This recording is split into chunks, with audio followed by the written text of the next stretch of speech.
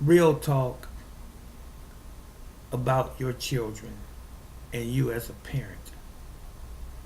Now, I'm going to be focusing, directing, if you will, this message primarily to you women, but men, you're not excluded. So be prepared emotionally and psychologically for what I'm about to say. It is the cold hard truth. I'm sitting here in my chair in my home. It's in the evening time, and we'll just stop right there. Now you know what I'm doing. But I'm talking to you, and I'm telling you to stop trying to see your children as your friends because they're not. They are your children. You brought them into the world. Yes, they didn't ask to be here, but they are. You have the grave responsibility to raise them, to prepare them for the future, for the world.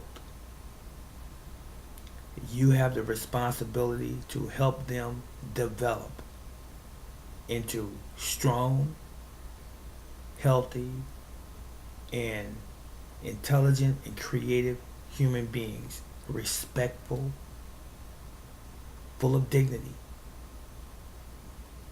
That is your duty, parents. It's not your job to try to be your daughter's, ladies, I'm talking to you, girlfriend. Your daughters are not your girlfriends. They are not the ones that you talk about your personal issues with a man with, no matter what their age is. It's none of their business. When you have a daughter that's 8, 9, 10 years old, preteen, 14, 15, 16 years old, she has no business in grown folks' conversation. They don't. So if you are sharing what you do with your man, your conversations with your man, your conversations with your husband, that's really adult content, that's only for grown people who can actually articulate and even comprehend the conversation and the contents thereof, and it's not for children, then stop sharing it with your daughters, ladies. They're children. There's a reason that word says children and the other word says adult. They are not twain. They're not the same. An adult was a child, and they graduated from childhood. And as the scripture says, when you get older, you put away childish things. You are now an adult. Now, if you're physically mature, you're supposed to be mentally mature as well. That's what constitutes adulthood. But if you have to condescend to your teenager or your child on their level, then guess what? You haven't fully developed. You are still a child. And that's the reasoning behind your foolishness. Stop trying to be your daughters or your sons, for that matter, friend. Now, you have friends outside of your immediate family. That's cool. That's good. But when you start partnering up, men, with your sons and taking them out with you and the fellas, that is men your age, to a bar or to a bowling alley, and you're drinking and you're smoking, especially if you're smoking a joint and your boy is looking at you and you think it's cute, to let him take a hit of the joint because you daddy. You're stupid. Can you say stupid? You are. If you see your son smoking a cigarette on the school property or premises, or walking home from school, and you're the father, why are you getting upset with him? What you smoking for? He's copying what he sees you do. Are you being a good example to your child? And ladies, as it relates to your daughters, when you're on the phone with your girlfriends, which you shouldn't be on the phone with your girlfriends talking about your husband in your bedroom and what he did to you and for you and how he did it. Your daughter should be nowhere in that conversation, period. And you shouldn't even be telling your girlfriend that, because it's none of her business what you do in your home with your partner. Not at all. She's not your friend, because if she was really your friend, she'd say, girlfriend, stop. Put the brakes on. I don't want to hear that. That's between you and him. And be done with it. Who does that but someone who lacks maturity? Now, ladies, you want to hand your daughter birth control, take her to the clinic, Planned Parenthood, or wherever, and say, well, I'm going to get you some birth control pills. Did you ever think about telling her just don't do it? Now, what you did when you was a teenager and maybe had your child or your several children when you were still under the age of 19 or so, just because you did it doesn't mean that your daughter has to do it. It doesn't mean that she's necessarily going to do it. I know teenagers experiment with sex. I know they have sex at a very young age. But it doesn't mean that every single teenager is going to have sex. Because I have known, and I do know, virgins still that are both men and women, fully adults, fully grown, have never had sex. So you can't say that every single human being will have sex as a teenager. You just can't say it. So, ladies, back to you again. Stop encouraging your daughter to go and get birth control pills. Stop encouraging your daughter to tell her friend that happens to be a male to put on a condom. How about telling your daughter to not have sex?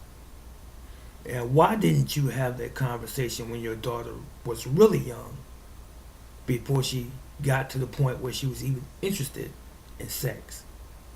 Why did you allow your daughter to have fast tail friends hanging around her all the time who talked about those types of things? Now, can you keep her hidden from the world? Of course not. But you can control it to a certain degree. Understand this. Most of the training that our children receive come from where? The institutions outside of your house? No, it comes from home. Your children spend more time at home than they spend anywhere else at home. I understand peer pressure in school, in public schools, private schools, and so forth. I understand what peer pressure is. But what I also understand is parent pressure. When you stay on your children, when you continue to have that one-on-one with them because you care, as opposed to letting them go out in the streets and let the world teach them, or setting them in front of a TV or a remote control playing video games and on their cell phones half the day. When you take the responsibility of being a parent, a real parent, maybe your results would be better. But when you back away because it's too much work, how nonsensical is that? Having children is probably the most greatest job that you would ever have. It is, because you are helping to fashion another mind. You're helping another mind develop. albeit they are going to be independent at some point in time in their lives. They are an individual, but you can at least give them the foundation. Teach them good habits. Teach them how to respect not just adults, but teach them how to respect people in general, how to respect authority to include your own. But when you condescend to their level, you have no authority. They see you as they are. And when you really want them to do something, they're going to look at you crazy. Like, who you talking to? And they will probably more than likely toe the line with you and look you dead in your eyes and tell you that they're not going to do it. And may even give you a piece of their minds. You know why? Because you let go the reins of that child when they were very young. And you also, men, that's what you did. Now, for those of you who have been separated from your children, for whatever reason, there's some moms who have had their children taken away because of drug abuse, because of domestic violence in the home. And this is for the men as well. Even the fathers have had themselves removed from the home for various other reasons, dealing drugs, being a thief, a criminal on some level, and has even been incarcerated for up to many years. And they have been separated from their children. So let's just take those as lessons learned. Hopefully, if you are that person, you don't come and try to jump right back into that child's life as if you were always there. Can you say that it was a mistake that you made? Some might like to say, I made a mistake, and now I learned from my mistake, and now I want to try to make amends with my children. But some of you parents don't even spend any time with your children. Once you have gotten over that hurdle or that obstacle called prison or jail, or even addiction for that matter, they are still your children. Just because your mother or their grandparents or their aunt and uncle took care of them, or even an older, much older sibling took care of them while you were away in rehab or in prison or jail, just because someone else cared for them doesn't give you the power to just come back in and make it seem as though it never happened, because it did. Those children were damaged by you being absent, because when you had your children, you were supposed to be there for them. All of the excuses, they can come flooding in, but it doesn't change the reality of the thing or the situation. You did something wrong, and you must, within the best of your ability, try to do something right by your children. So when your children come back, or when you come back to your children, I should say, and they treat you a little less than loving, it's not their fault. It's going to be a very bitter pill to swallow for many of you.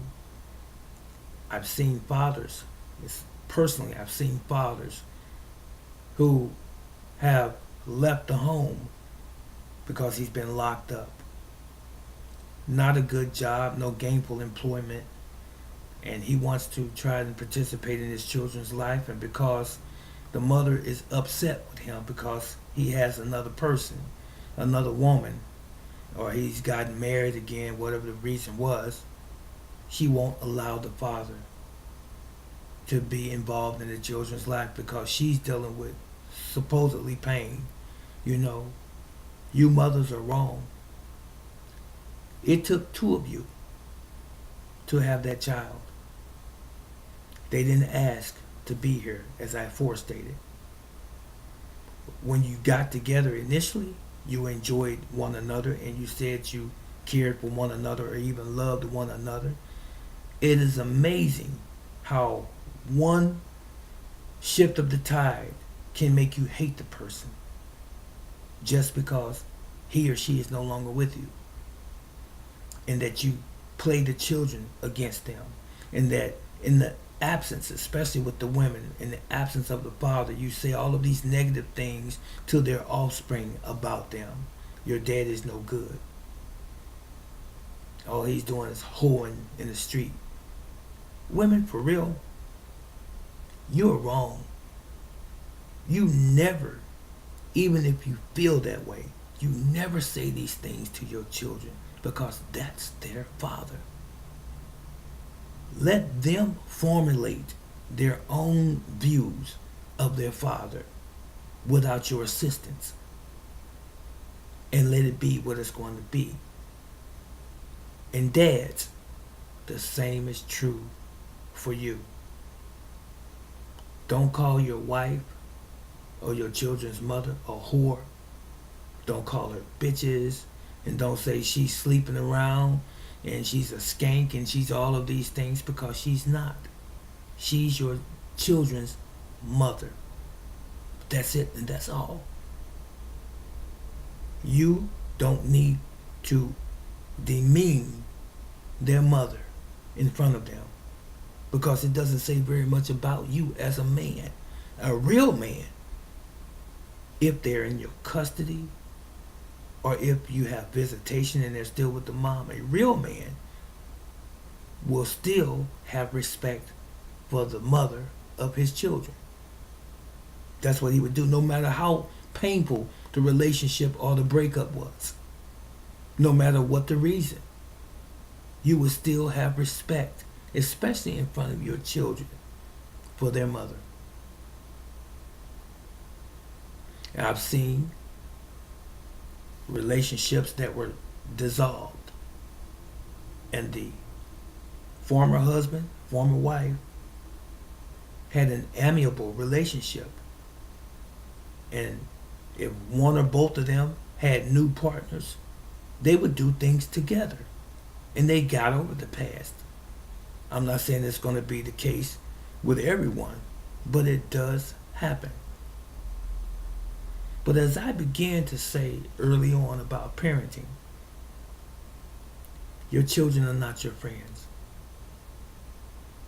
Listen to me, and listen to me very carefully. I said this also. You better learn how to be a parent if you're still young, before it's too late. You see, from about the age of 1 years old to about 5 or 6, a child takes on their full identity and they become independent. Here, they have taken on their full identity and they know who they are for the most part, and they're set in their ways. And you can't change the way they see things through their own eyes.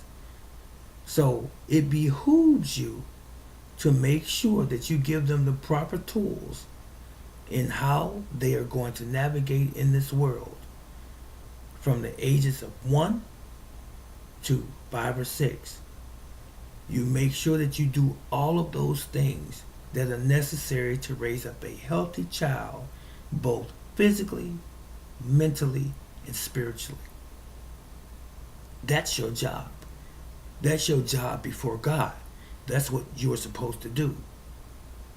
But if you start feeding your children garbage, mental garbage, verbal garbage, from a young baby all the way up until 5 or 6, what do you think you're going to get? A little bit more of you in them. You have just taught them how to be like you.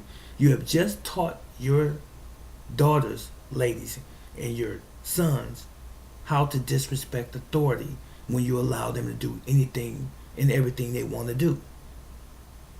There should be a curfew. That's an old-fashioned word. We've been using it for a long time. Your children need to be in the house at a certain time to have structure. If they whine and say, "Oh, I don't want to," Okay? Who's the parent? Them or you? Why are you succumbing to it? There, please. There should be a certain time that the television is turned off. They don't need to watch television half the day. There should be a certain time that they turn off their cell phones and their audio slash video devices, the electronics. They don't need to be texting. They don't need to be playing video games, PlayStation, uh, on their phone, Xboxes, and whatever. They don't need to be playing that for 4, 5, or 6 hours. Now, it is convenient for you as a parent because it makes you not have to be involved because you get bored. But you need to learn how to be unbored and more involved in your child's life as they develop. Instead, we like to put them in 15 different sports and activities in school and church and so forth. And then we want to stick our chest out and brag, oh, my son's in soccer, my son's in little league baseball, my son's in football. All these different things you have your children do almost simultaneously. My daughter's playing violin, my daughter's in gymnastics, my, no, my daughter's in the choir. Am I saying that all of these things are bad? No, they're not bad at all. But what's your reason for putting him in all of those different activities? You think it's going to make a better child? No. What you're really saying is that the more things I put them in, the less time that I need to spend with them in their development. That's what you're really saying. You don't have time for them. You letting some outside group develop your child. You're letting some outside group take all of the time that you as a parent should really be spending with your child. If you're working 3 jobs and you hardly ever have any time to spend with your family, something wrong. Shame on you. Now I know, and I've heard this before too, we can't live on one salary. We can't pay our bills with this one job that I have. Did you ever think that maybe you should get a second job? Okay, hold that thought. Or did you ever think that maybe you should try to learn a trade or even get another job where you could potentially get paid more? Instead of staying at that one job, maybe you've been there 3 or 4 years or more, and you're just set in your ways and you don't like change. But you stay there anyway, and you know that you're still not making ends meet. But your children are still suffering because they don't receive the attention in the developmental stages of their life as they should from mom and from dad. Take some time out your day and have mama daddy time, and have some mama son and daughter time, some daddy son and daughter time, some mom dad son and daughter time. Take some time out of your day and stop making so many excuses. Just like you can make the decision on what job you applied for and accepted and started working, you can make a decision to get something different and do it. You can make a decision to take some time out of a Saturday or a Sunday and let it be family time. And I'm not just simply talking about sitting in front of a movie screen, going to the show. I'm not talking about going out to dinner, to a pizza place, or to a Frisch's or McDonald's and sitting there for 20 minutes with the family and it's the end of it. I'm not talking about Fun Factory and going to the zoo. I'm not talking about those things. Those things are good in their place. I'm talking about things that stimulate your family's minds, things that bring you together in love. But if you're going down the street, taking a walk, instead of dad and mom saying, oh, look at nature, look at the birds, look at the lake, and I saw a fish jump up out the lake, and sitting there and talking about life as opposed to while you're all walking down the street as a family, everyone is scattered. Little daughters on the cell phone, sons on the cell phone, the older daughters on the tablet.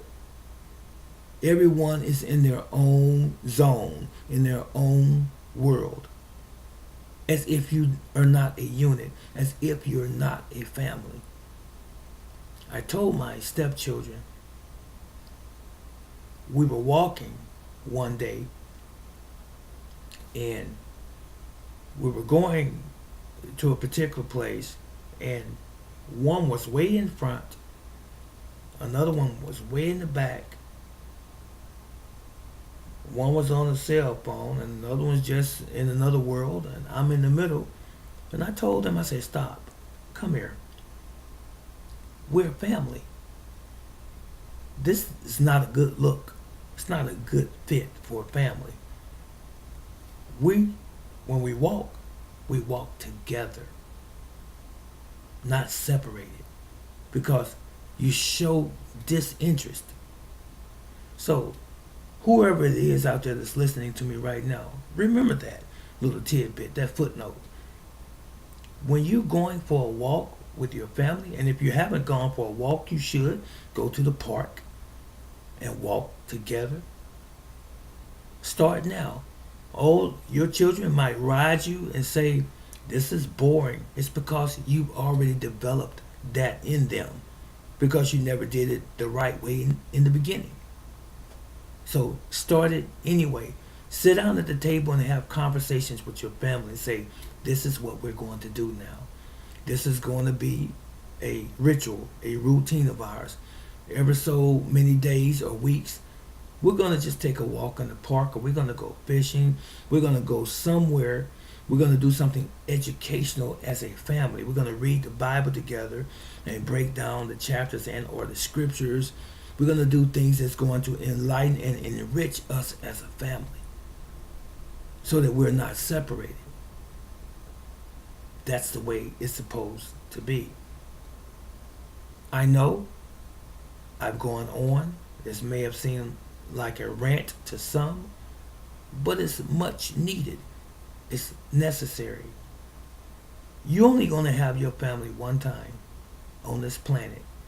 And when people, as we all get older in age and so forth, and incidents happen and occur in our lives, people are going to fall away. They're going to pass away. They're going to die. There's nothing worse than having regret and guilt when you lose a loved one because you never told that person that you loved them. When you never treated that person with real love. We can all have a semblance or an appearance of love, but do we really know what love is? Love is an action word. It's not simply when you're on the phone and you say, love you, and hang up.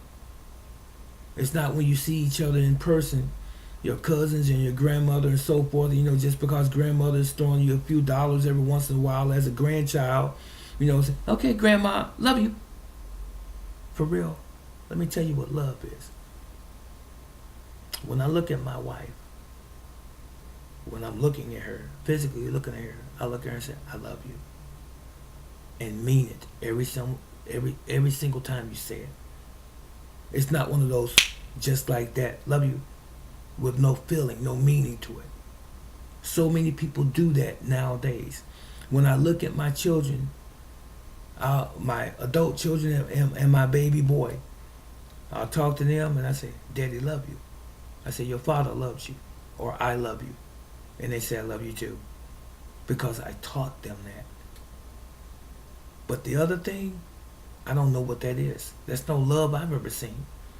So when you love someone and you tell them you love them, you look them dead in the eyes and you mean it every single time. Because for everything that is real, there's always a counterfeit. Understand this. Because when you say to someone that I love you and you mean it, did you not know that they know that you mean it? And when you tell someone that you love them and you don't have affection or affection, no real feeling in it, in other words, they recognize that as well. They may not necessarily say anything. They might be the same type of person that respond the same way. But once that person is gone forever, it's too late to say I love you with meaning. You can say it to a corpse that's lying in a coffin or a casket. You can say it in a memorial service. Mama, I love you. She doesn't hear you because it's too late. So I'm encouraging you today, all of you that listened to me and took the time out of your busy schedules perhaps to click on this particular page in this video. I'm encouraging you today to remember how important life really, really is. And realize that we only have one life to give. And once we're gone, we can't say I'm sorry anymore. We can't say I love you anymore. We can't tell our loved ones how we feel anymore. Nor can they to us. Once we have closed our eyes for the last time. So I encourage you today to say how you feel about your family, your loved ones often. Tell your parents, tell your husband, tell your boyfriend if you want, tell your girlfriend, tell your wife, tell your children, your grandmother, your grandfather, whoever. Tell them often that you love them. And when you tell them that, mean it. Don't force it. Mean it. And if you can't put all of your emotion and your feeling into it, find out why and correct that. And then come back again with the true meaning of what love is. This is Brother Teacher. I am your friend. I am many mentors. I am simply a man who takes this space, this time in my life to share my own experiences and my own knowledge and even wisdom with those that need it. It's not for everyone, but all of you that will receive it, may the Almighty continue to richly bless you and your family. As I always say, Yahweh loves you, and I truly do love you. And so long.